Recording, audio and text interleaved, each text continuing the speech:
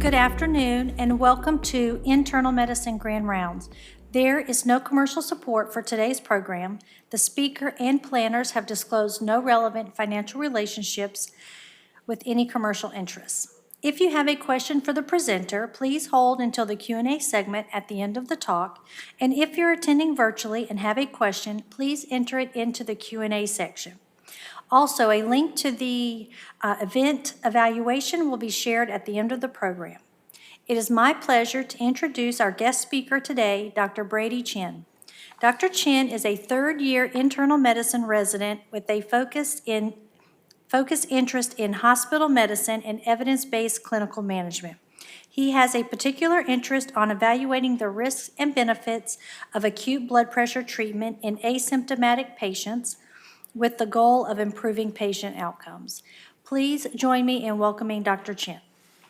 Thank you for the introduction. As she said, my name is Brady. I'm a third-year resident here.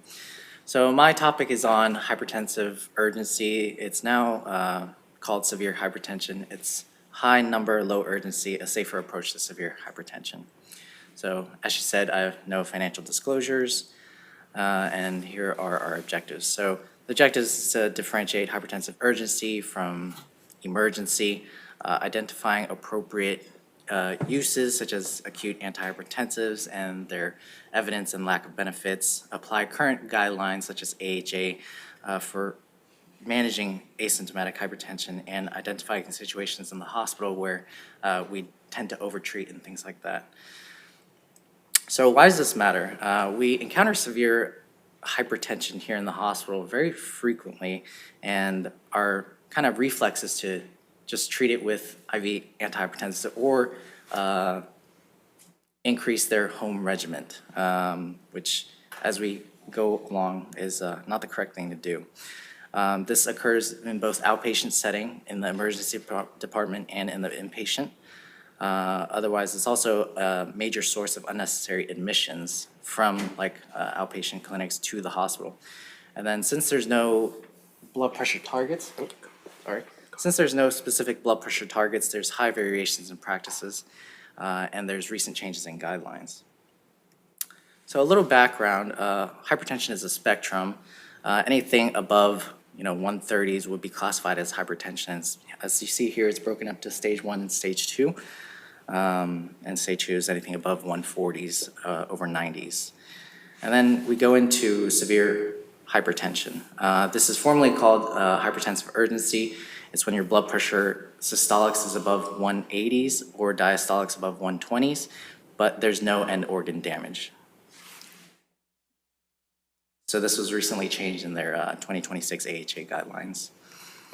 And then that's different from hypertensive emergency, where there's signs and symptoms of acute end organ damage.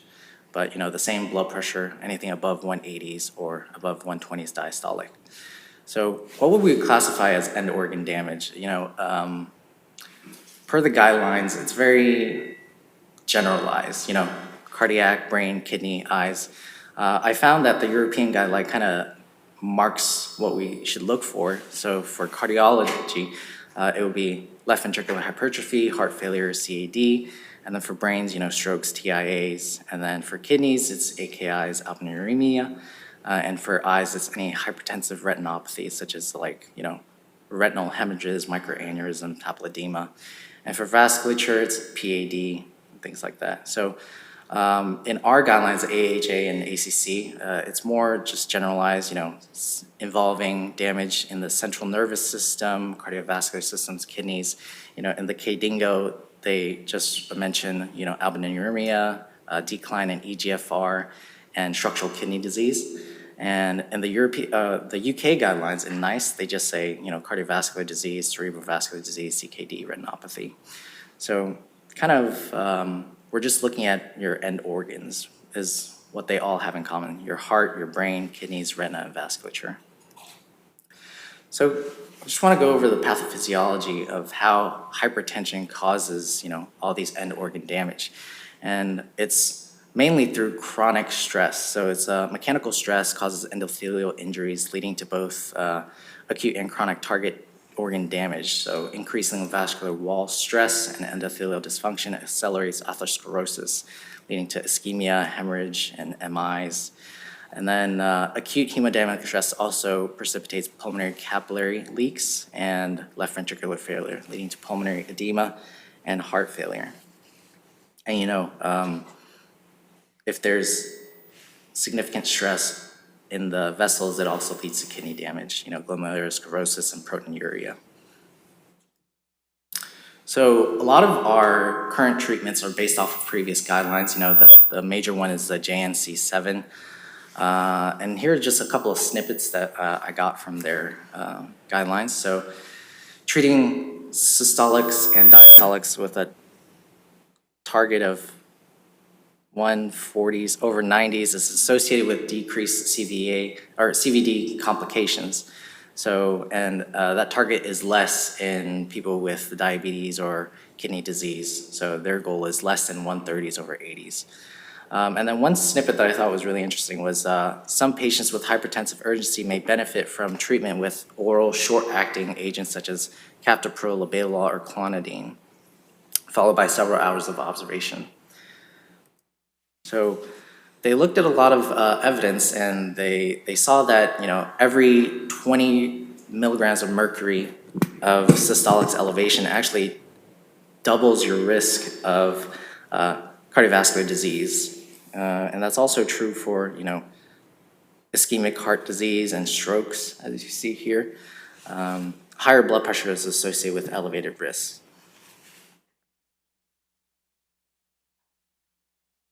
So based off of those, we kind of have some dated practices that we still do today. So in the clinic settings, in the outpatient, we tend to automatically react to blood pressures above 180s over 120s, sending them to the ED or doing like oral clonidine to rapidly lower blood pressures. And then in the inpatient setting, we tend to intensify their home regimens and also do like IV antihypertensives.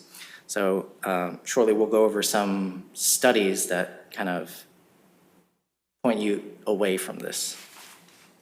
So there's an article in JAMA published in 2016. It's a retrospective cohort study looking at the outcomes in either sending a patient to the ED versus treating them outpatient for patients who have severe hypertension, or previously called hypertensive urgency. So it's a population of around 58,000, and the primary outcome they were looking at was MACE, major cardiac adverse events. And what they measured was, 7 days, 30 days, 6 months of MACE, and then their secondary outcomes were uncontrolled hypertension and hospitalization rates. What they found was there was really no difference in mortality between patients referred to the ED and patients managed in the outpatient setting, and no reduction in MACE in the ED with any time. So 7 days, 30 days, and 6 months, they were all pretty much the same. What they also found was episodes of hospital admissions are, elevated in patients who are sent to the ED with hypertensive urgency. So what I liked about this article is its strength. So it has a large sample size. It's a strong external validity, as well as real-world clinical practice setting, and meaningful outcomes such as MACE, AKI, MIs, and mortality.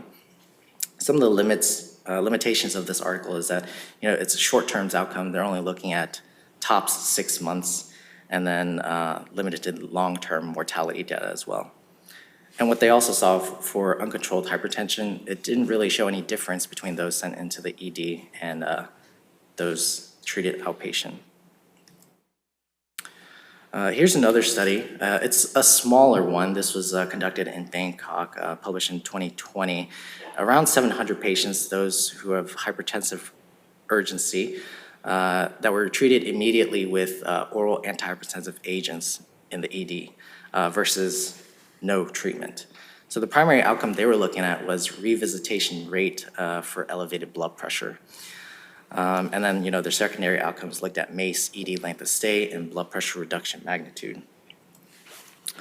So what you can see here is that there was really no significant differences between the risk of 1 day and 7 day revisitation rate of those treated and untreated. So of the 300 that were treated with antihypertensive agents, around 60% received hydralazine, 12% received captopril, and 26% received a combination of both, as well as other antihypertensive agents. Their secondary, outcomes weren't really as significant because the power of this study was low, given their, low sample size. There's only 700 patients. But the strength, it was done in an emergency department setting. It reflects like actual physician decision-making for hypertensive urgency and outcomes in patient-centered, and it's clinically relevant. Some limitations, as I said, it's a small sample size and it's a single-centered study, but it kind of gives us an insight on, acutely treating it won't prevent readmissions or re-Cs and things like that.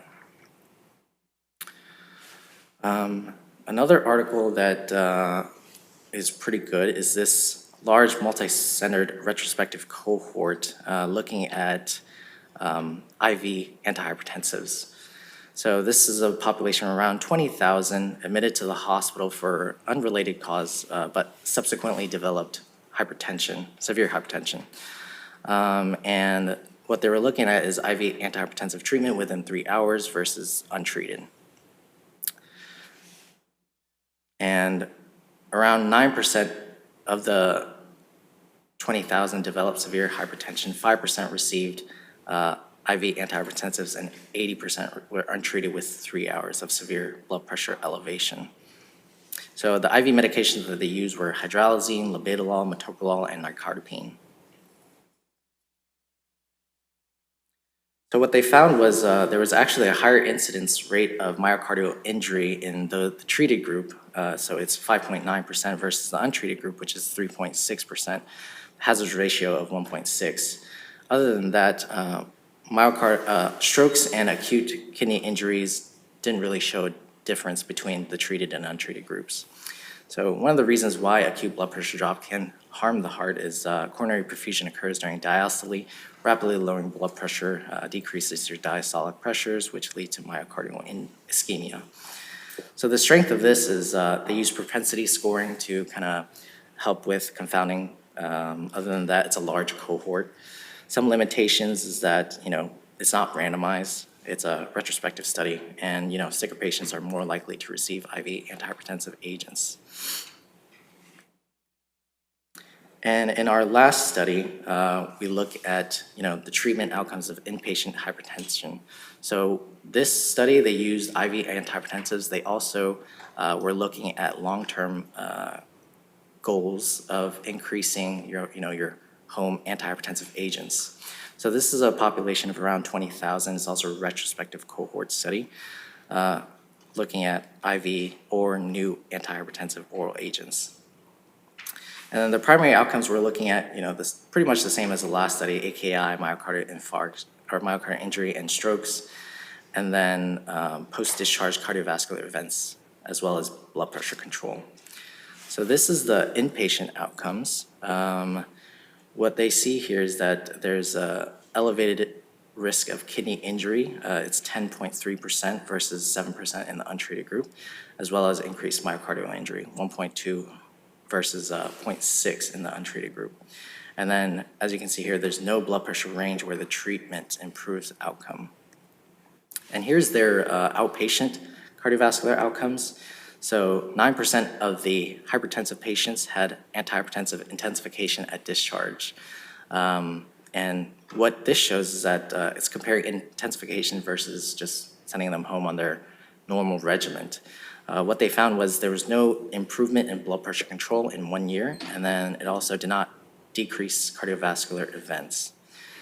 So what I liked about this study is that it looks at both inpatient outcomes and outpatient outcomes. And it's a multivariable regression and propensity score method. Some limitations, since it's an observational retrospective study, it's a high risk for confounding. And then there's no standard treatment protocol. They were looking at multiple different medications and, intensifying. There's different medications you can intensify as well. So basically, going through all of these studies, I found that there's really no significant differences in acute treatment of severe asymptomatic hypertension. We can also see that there's potential harm, increased risk of AKI and myocardial injury, as well as hypotension, and kind of leads us to the best practice, which is treating the underlying cause, finding any reversible causes of hypertension, pain, medication withdrawal, and things like that. So I just want to go over the current AHA guidelines. So there's different classes of recommendations here. That's what COR is. So 1 is strong, 2A is moderate, 2B is weak, and 3 means no benefit. And then for level of evidence, you go based off of A, B, C, and D. So A is high quality, B is moderate, backed by randomized trials, and then B and R means moderate, backed by non-randomized trial. LC is limited data, and EO is expert opinion. And I just wanted to focus on this last one over here. It's a 3 for any adults with severe hypertension without, any end organ damage. It doesn't recommend use of IV or oral antihypertensive medication to acutely reduce the blood pressure.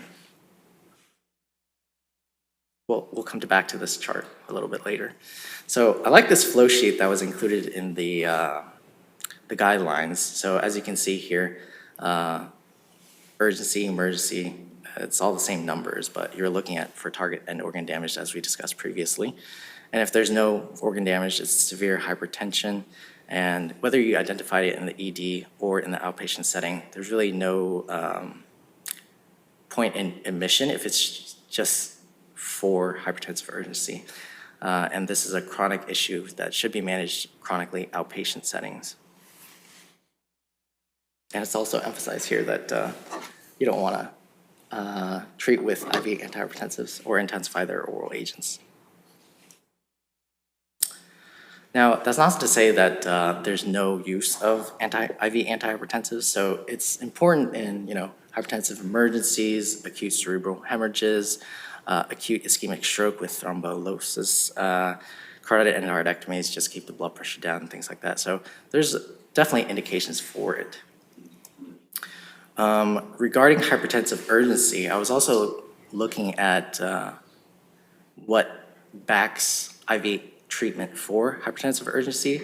So Cochrane did a systematic study using randomized control trials, and what they were looking for is, does IV antihypertensive therapy improve mortality versus placebo or control? Their selection criteria were all unconfounding RCT randomized control trials that compare treatment versus no treatment. So there were 15 randomized control trials that met the inclusion criteria, and only 7 of them reported mortality benefits. But those were only comparing one antihypertensive agent to another, not really to placebo or non-treated groups. And then there was also no meta-analysis performed due to insufficient data. So what they found was that there's no randomized control trial evidence demonstrating that antihypertensive drug reduces mortality or morbidity in patients with hypertensive emergencies. Furthermore, there is also insufficient randomized control evidence to determine which drugs or drug class is more effective in reducing mortality and morbidity. So I just wanted to go over why I think some of our practices haven't adjusted to the current guidelines. As I mentioned before, there's no formal inpatient blood pressure target guidelines that exist, which is also for a good reason, because it's based off of clinician. If you're seeing end organ damage, then I think that's definitely something that you need to treat. But yeah, and then there's IV antihypertensive built into the order set when we admit patients. Anything above 180s is a trigger for our PRN medications. Fear of stroke, MI liabilities, nursing blood pressure protocols. Everyone scared of red numbers, and then we tend to meshes, residents and things like that. Other than that, training inertia from the JNC7 habits, they emphasize mortality and morbidity, so they wanted acute control. Other than that, one thing I also thought was really interesting was outpatient reimbursements. So there's a merit-based incentive payment system. It's called MIPS 236, and that's control of blood pressure. So it's the main federally recognized metric tied to clinician performance for adjustment of Medicare reimbursements. And it looks at percentages of patients with hypertension whose most recent outpatient blood pressure reading is controlled, which is less than 140s over 90s. So their denominator is any patients age 18 to 85 and has a diagnosis of hypertension. And then the numerator is just anyone whose most recent blood pressure is less than 140s over 90s. And they're only looking at one data point. So it's not a trend that they're measuring. So if their last data point was elevated, then that could lead to, less reimbursement. So I think that can promote to acutely treating these blood pressures with like IV clonidine and things like that. So here's my conclusion. In severe asymptomatic hypertension, multiple observational studies showed no reduction in cardiovascular events or mortality with acute blood pressure lowering and potential harm for aggressive treatments, as you saw in like AKIs and MIs. And then current evidence support avoid reflexive IV antihypertensive therapies, focus on identifying true end organ damage and optimizing chronic therapies. And ensuring outpatient follow-up, that's kind of what I want to emphasize here. So blood pressure elevation is a chronic disease, and this needs to be managed outpatient chronically.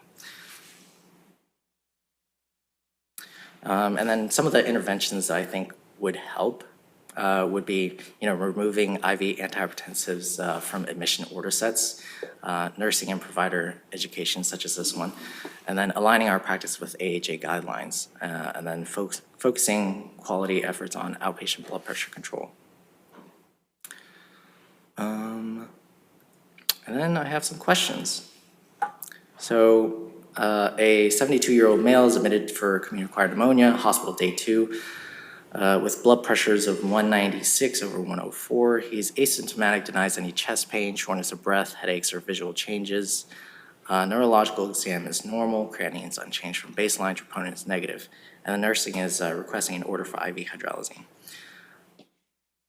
And the answer choices, administer IV hydralazine to rapidly lower blood pressure, start IV labetalol and transfer patient to the ICU, resume home oral antihypertensives and address reversible factors, and administer sublingual nifedipine for immediate blood pressure reduction.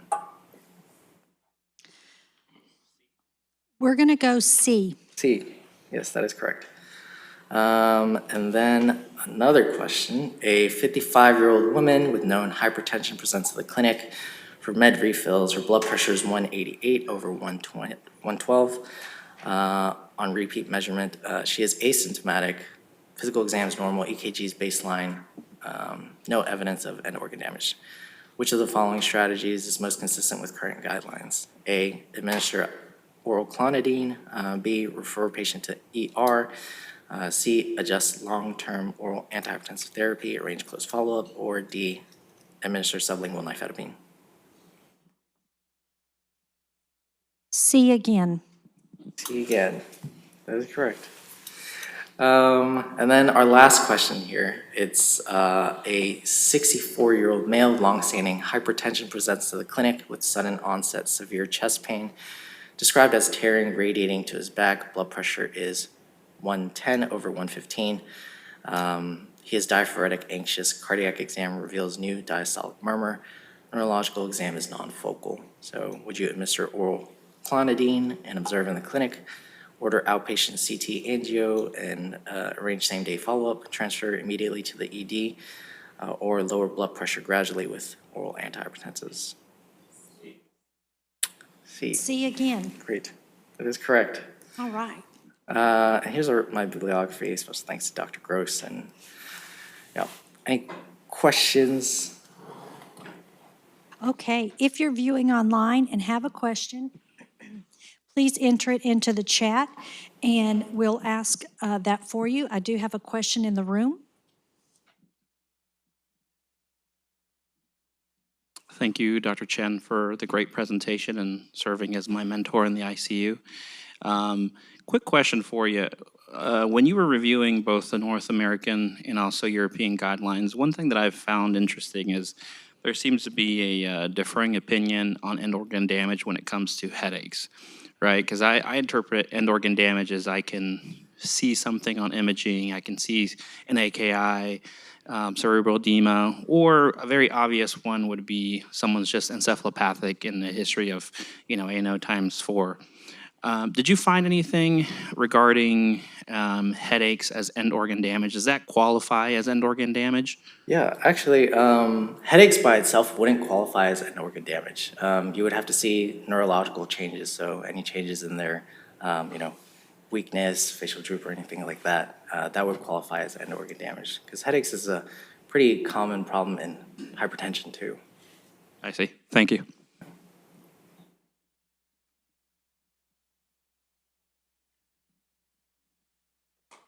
I don't know if you've ever seen anybody, has anybody in the room seen somebody get sublingual nifedipine before? This happened in my day, with the buggies and the horses. And we'd stick a needle into the nifedipine capsule, which was a liquid on the inside, and squirt it under the tongue. And you want to watch somebody stroke out in a hurry, going from 180, 190 over 130 to like 60 over 40. That's the kind of stuff we saw with the sublingual nitroglycerin. The sublingual nifedipine, and that's why we don't do that anymore, because of the studies regarding morbidity and mortality. I really liked the talk. It's great because we had a patient in clinic today. And so I've got to make a confession. We gave the patient some clonidine. Oh, no. And there was no end organ damage. And I'm kind of wondering why we did that. The people online. Okay. Yeah, this was one of our patients we had in clinic today.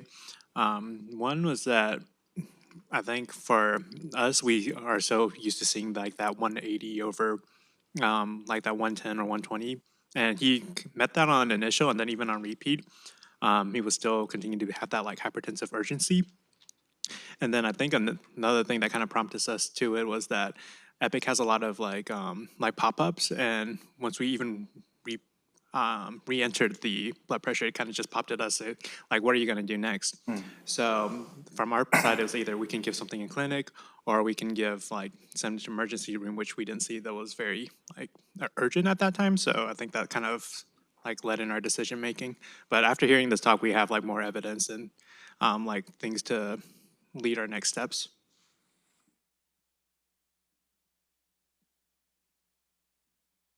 So the real answer is we got bullied. Yeah. We got bullied by the EMR, pop up here, pop up there, pop up everywhere. And there's metrics. They're talking about, did you recheck the blood pressure? And the implication is if they don't leave the clinic with a normal blood pressure, that the clinic's going to look bad. So quality improvement sometimes isn't improvement. And that's why we're here today and why your talk is so important. Because even with all the experience that I have, I got bullied. And I think we paid for it a little bit because the patient dropped their pressure into a normal range and then felt symptomatic with some dizziness, and then we let him sleep it off because, by the way, clonidine makes you real sleepy, especially in the 0.2 milligram. In clinic over at MP2, they've got the 0.2 milligram tablets. And if you're going to do it, probably best to split it in half and give them the 0.1 if you're going to need to satisfy somebody. And so there's something called pop-up fatigue. And you can maybe include that in your next presentation as a symptom of the physicians rather than of the patient. Great talk. All right. Thank you, Dr. Chen. Thank you.